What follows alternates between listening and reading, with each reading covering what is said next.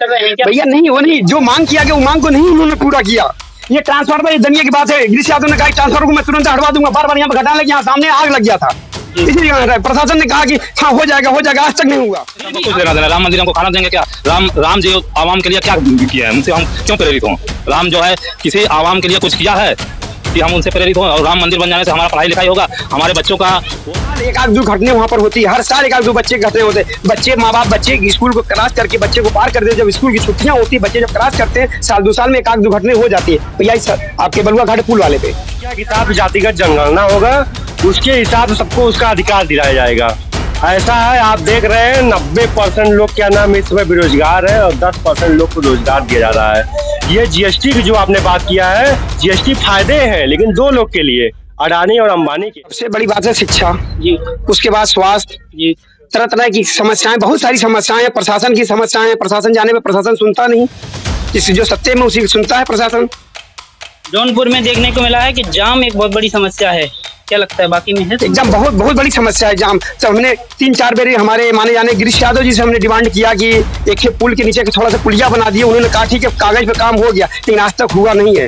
यही आपके मानी चौक से रास्ता जाता है बलुआ घाट की तरफ से होटल रिवर व्यू के जाने के लिए, उसी जगह से रास्ते के लिए कहा गया, यहाँ पर चौपाल लगाया था, उन्होंने लिख दिया हाँ ये काम हो जाएगा। दो बार उन्होंने गिरीश मंत्री जी हमारे हुए, दो बार उनके यहाँ शिकायत गई, हमारी स्पेशल शिकायत गई, इसमें हमारे यहाँ स्पेशल फोन भी आया कि ये काम हो जाएगा, लेकिन आज तक नहीं हुआ। बहुत बहुत स्वागत है, आप देखना शुरू कर चुके हैं आर्टिकल 21 और हम हैं आपके साथ प्रेम कुशवाहा।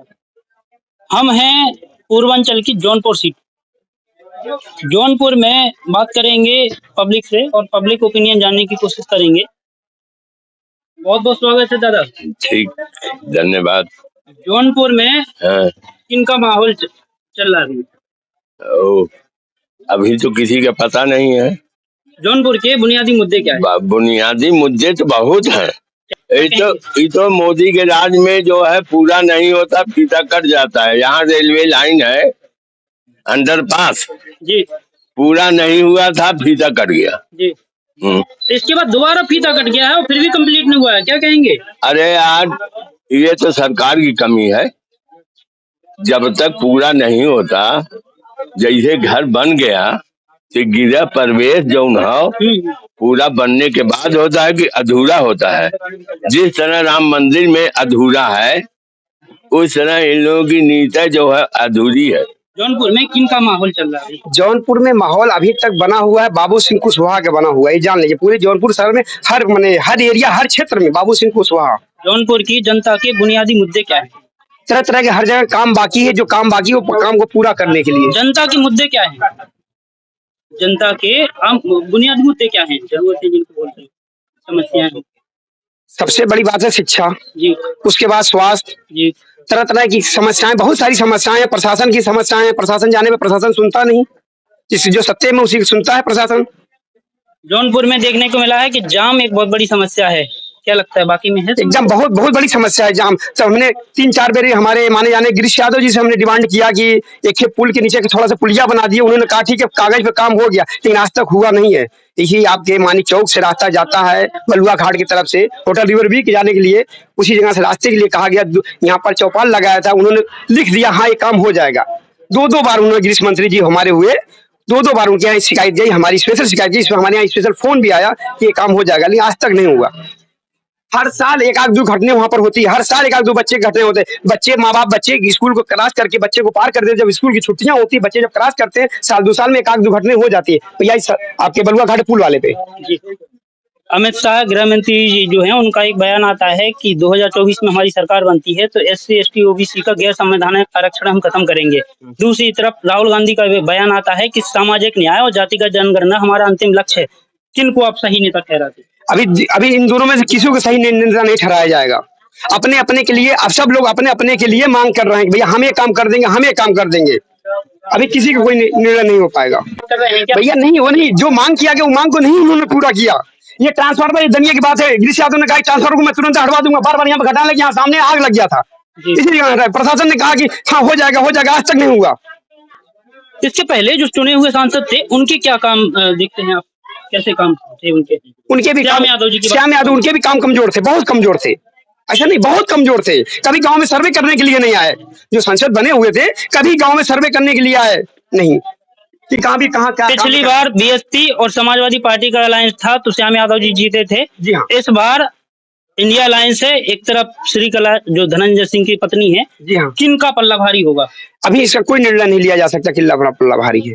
जी, क्या कहना चाहेंगे? जौनपुर में सर हम लोग जो है बस लोकतंत्र बताओ, संविधान बचाओ, इसी पर काम कर रहे हैं। मतलब हम लोग को लग रहा है कि हमारा संविधान खतरे में है। आप लोग ये कह रहे हैं, हमको लग रहा है कि लोकतंत्र और संविधान खतरे में है। हमको लग रहा है भाई, हम अपना बात बता रहे हैं, हमको लग रहा है कि मोदी सरकार में हमको खतरा है।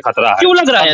इसलिए लग रहा है कि हम देख रहे हैं ना, जगह जगह देख रहे हैं कि कोई मतलब हम लोगों को कोई सुनवाई नहीं है। यहाँ जो है बड़े बड़े खाली वादे किए जाते हैं और कुछ सुनवाई नहीं होता। इसलिए हम लोगों को सिर्फ जो संविधान जो बचाएगा उसी को हम लोग वोट दे। किसी भी सरकार ने इतने काम किए हैं, राम मंदिर बनवाया है, राशन बंटवा रहे हैं, वैक्सीन बंटवाई है। राम मंदिर से हमको कुछ लेना देना, राम मंदिर हमको खाना देंगे क्या? राम जी आवाम के लिए क्या किया है? उनसे हम क्यों प्रेरित हों? राम जो है किसी आवाम के लिए कुछ किया है कि हम उनसे प्रेरित हों? और राम मंदिर बन जाने से हमारा पढ़ाई लिखाई होगा, हमारे बच्चों का वो नहीं आ रहा है, वजीफा नहीं आ रहा है, मिल रहा है, और लोगों का आ रहा है, हमारा कि कट जा रहा है। क्यों कट जा रहा है भाई? हम लोग कहाँ से पढ़ाएंगे लिखाएंगे? इतना शिक्षा इतना महंगा हो गया है, हम लोग कहाँ से पढ़ाएंगे लिखाएंगे?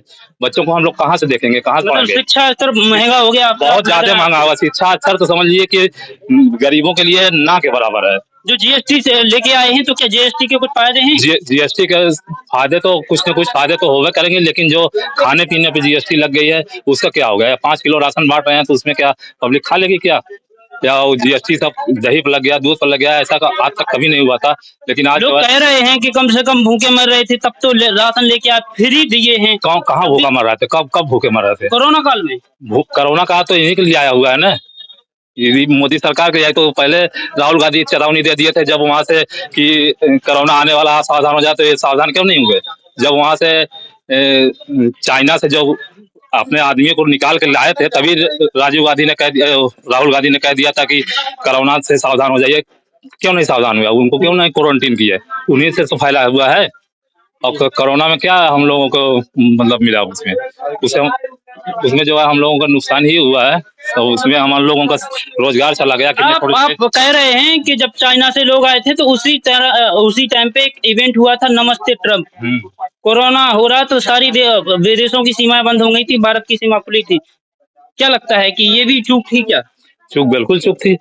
जब वहां से जैसे अब लिया है, जैसे जब वहां अलर्ट कर दिया गया कि भाई वहां कोरोना फैला हुआ है, जो वहां से आदमी अपना मोदी अपना तीर्थ अपनाने के लिए वहां से ले आए आदमी को कि हम अपना आदमी निकाल लिया है। पाकिस्तान नहीं निकाल पाया, पाकिस्तान को दवाई दे रहे थे, लेकिन जब वहां से निकाल के ले आए तो उसको क्वारंटीन करना चाहिए था ना, उसी जगह से सावधान होना चाहिए ना। अपने यहाँ नहीं आता कोरोना, लेकिन जब सावधान नहीं हुए तो भाई फैला कोरोना, सब जगह फैला, बहुत से लोग मर गए। क्या कहना चाहेंगे दादा, जौनपुर का चुनावी माहौल? माहौल बहुत अच्छा है बाबू सिंह कुशवाहा का। शिक्षा, स्वास्थ्य और रोजगार उनकी नारा है बाबू सिंह कुशवाहा के, जिसकी जितनी संख्या भारी उसकी उतनी हिस्सेदारी। वो संख्या के हिसाब से जातिगत जनगणना होगा, उसके हिसाब से सबको उसका अधिकार दिलाया जाएगा। ऐसा है, आप देख रहे हैं 90% लोग क्या नाम इस समय बेरोजगार है और 10% लोग को रोजगार दिया जा रहा है। ये जीएसटी की जो आपने बात किया है, जीएसटी फायदे हैं लेकिन 2 लोग के लिए, अडानी और अंबानी के लिए। आप जनगणना की बात कर रहे हैं, जातिगत जनगणना, बीजेपी का एक बयान आया है कि अगर जातिगत जनगणना होती है देश में तो जातिगत तनाव पैदा हो जाएगा। जातिगत तनाव पैदा हो जाएगा तो भाई साहब हम लोग को रोजगार दीजिए ना। कैसे आप रोजगार देंगे? हम लोग को तो रोजगार मिल ही नहीं रहा है। सिर्फ 10% लोग क्या नाम रोजगार पा रहे हैं, बिल्डर वही बन रहे हैं, मतलब जो भी क्या नाम पट्टेदारी हिस्सेदारी की बात आ रही है वही लोग कर रहे हैं। हम लोग को क्या मिल रहा है बताइए? न स्कॉलरशिप आ रहा है। 18% जिस देश में जीएसटी लग गया उस शिक्षा पर, उस देश से आप क्या मतलब तुलना करेंगे? अरे रोजगार की आप बात कर रहे हैं तो आत्मनिर्भर भारत बनाने के लिए उन्होंने कहा तो है कि तलिया पकौड़ा। नारा लगने से आत्मनिर्भर भारत नहीं बनेगा, उसके लिए संघर्ष करना पड़ता है।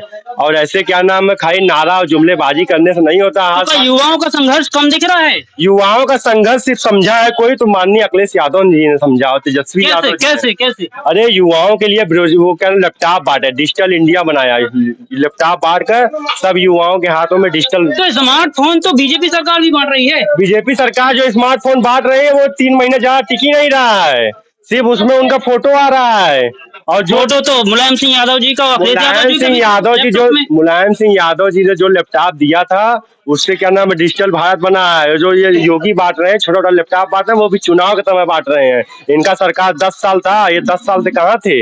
इस बार चुनाव आया है तो इस बार नंदन फोन बांट रहे हैं। 2014 से 2024 तक लगभग 10 साल हो रहे हैं, चुनाव भी है, कुछ काम हुए हैं। क्या हुआ? इतने सारे रोड, इतनी यूनिवर्सिटी, रोजगार की जो बात कही है, रोजगार दिए। वो हमको एक यूनिवर्सिटी बनाकर बता दें, कोई यूनिवर्सिटी बता दे, कोई बुलेट ट्रेन बता दें जो उन्होंने शुरुआत किया है। सब माननीय अखिलेश यादव जी ने शुरुआत किया, उसी पर वो कार्य कर रहे हैं। 100 नंबर अखिलेश यादव जी ने लाया था, 112 उसको बनाकर ये काम किए, 108 अखिलेश यादव जी ने लाया था, उसी को चला रहे हैं। बस यही अपना क्या नाम है बड़ा सवाल और अहम सवाल काट रहे हैं। रोज देखेंगे 1 करोड़ लोग मतलब फीता काट रहे हैं, 1 करोड़ लोग का यहाँ उद्घाटन हो गया। सब काम अखिलेश यादव जी का ही समय से रुका है। ये हमारे यहाँ क्या नाम यूनिवर्सिटी बनी है, अखिलेश यादव जी ने शिलान्यास किया, उसका क्या नाम उद्घाटन किया, वो बनने के लिए आ भी गया। 10 साल इनकी सरकार रही, अभी तक वो काम पूरा नहीं हुआ। बड़ा सवाल और अहम सवाल ये है कि मोदी जी ने कहा है कि 400 पार मोदी की गारंटी। क्या भाई साहब, आप 400 पार आप बताइए। 2014 में 2024 में वापसी करेंगे कि सत्ता परिवर्तन होगा? 2014 में वो हर जगह से 90% वोट पाए थे, 90% सीट पाए थे, तब पर भी 300 कुछ रह गया। और इस बार तो क्या नाम हर जगह से वो समझ लीजिए हार ही रहे हैं। अरे तो सूरत से शुरुआत भी तो की है, निर्विरोध जीते हैं। सूरत से जो निर्विरोध जीते हैं वो संविधान के लिए खतरा दिखाई दे रहा है, क्योंकि विपक्षी पार्टियों के पर्चा वापस करना वो संविधान को दर्शाता है कि संविधान पर खतरा है। वो 400 पार नारा क्यों दे रहे हैं? संविधान को बदलना चाहते हैं। मोदी जी ने ही मंच से एक भाषण दिया है और बयान दिया है कि बाबा साहब डॉक्टर BR अम्बेडकर जमीन पे खुद आ जाएं तब भी वो संविधान नहीं बदलेंगे। मतलब संविधान की बचाने की गारंटी दे रहे हैं वो। अरे भैया वो गारंटी दे रहे होते, विपक्षी नेता को क्या नाम है जेल में नहीं डालते। अभी तक आपने सुना है कोई मुख्यमंत्री जेल में गया है? वो अरविंद केजरीवाल जेल में नहीं है। अरे वो इसीलिए तो बता रहे हैं, वही डाले हैं ना।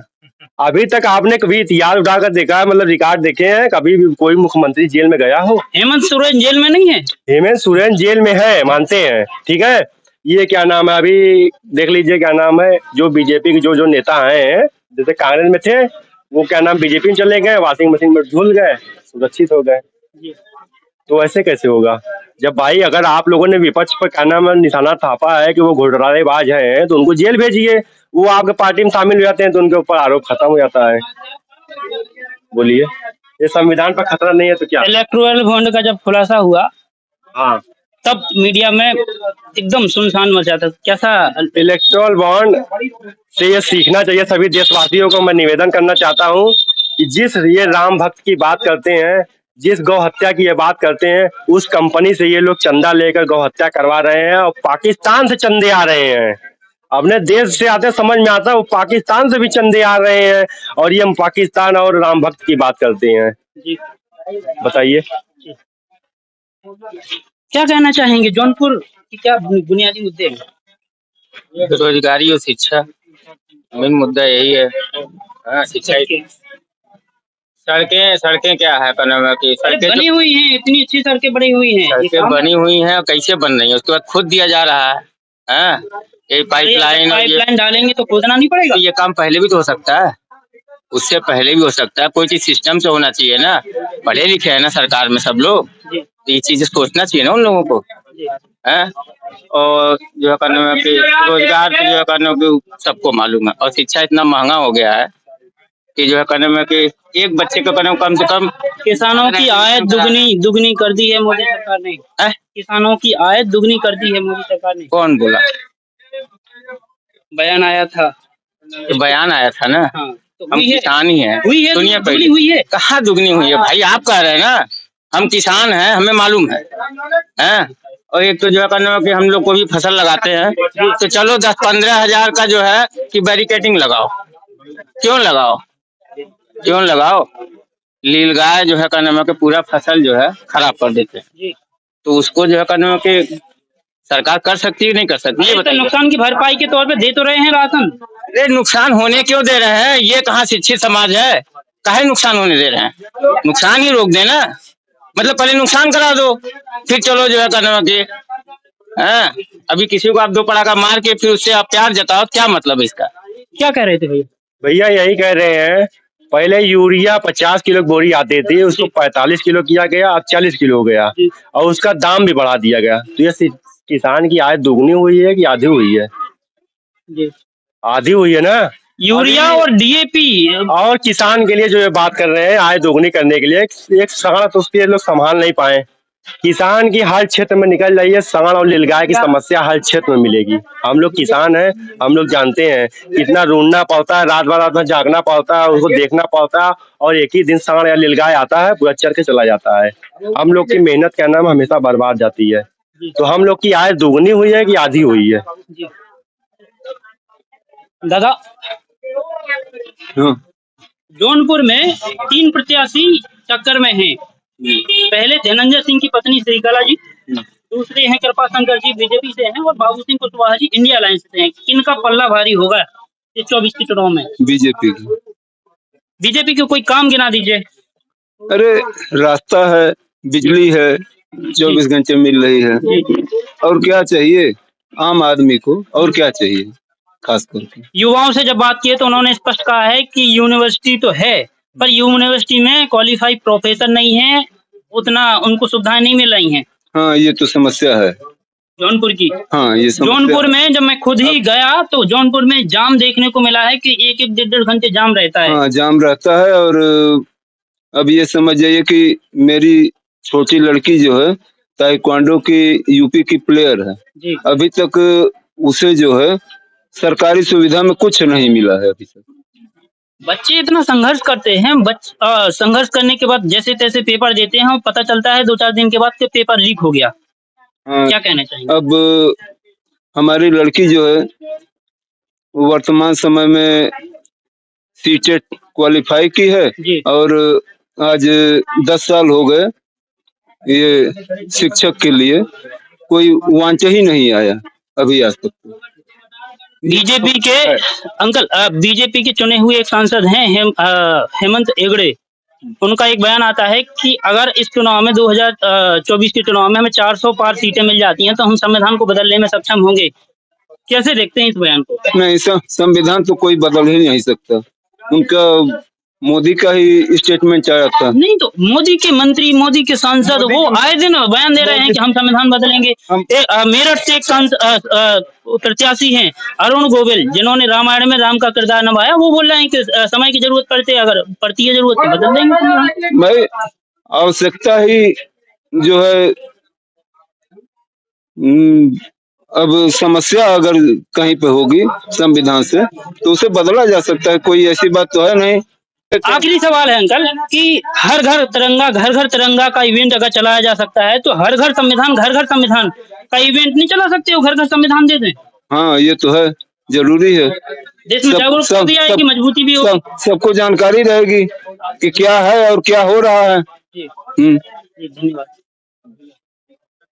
हमारे साथ थे जौनपुर की पब्लिक और उन्होंने अपनी अपनी राय बड़ी बेबाकी से रखी है। आप इस वीडियो पे क्या राय रखते हैं कमेंट बॉक्स में अपनी प्रतिक्रिया जरूर दें। धन्यवाद।